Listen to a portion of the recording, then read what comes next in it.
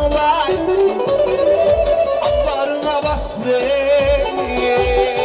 kaderimde yazım olay, altına bas kaderimde yazım olay, başlarında sızım olay, gülüşüne kurban olay, varaldandan sor beni, Allah'ına kurban olay.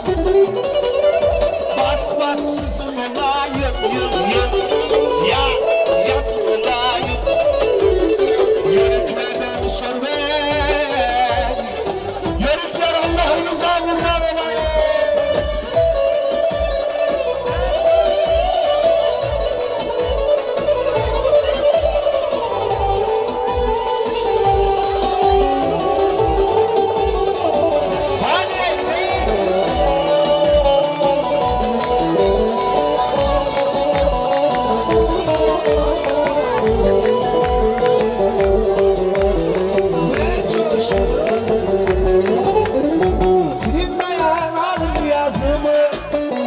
Sevdim o zaman kızımı, senin dayanamadım yazımı, sevdim o yörük kızını, takvimlerde buldum adını, gülüşüne kurban olayım, takvimlerde buldum adını, gülüşüne hayran kalayım. Nasıl mı?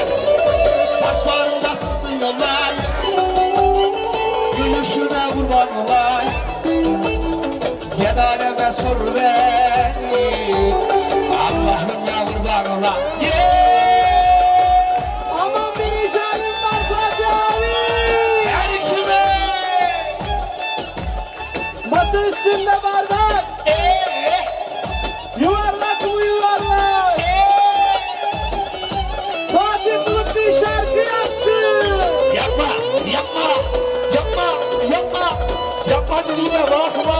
Hem doldurma hem daima. Yaşa, yaşa, yaşa.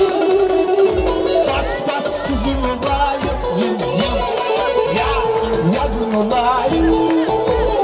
Kontanlarımdan söyle.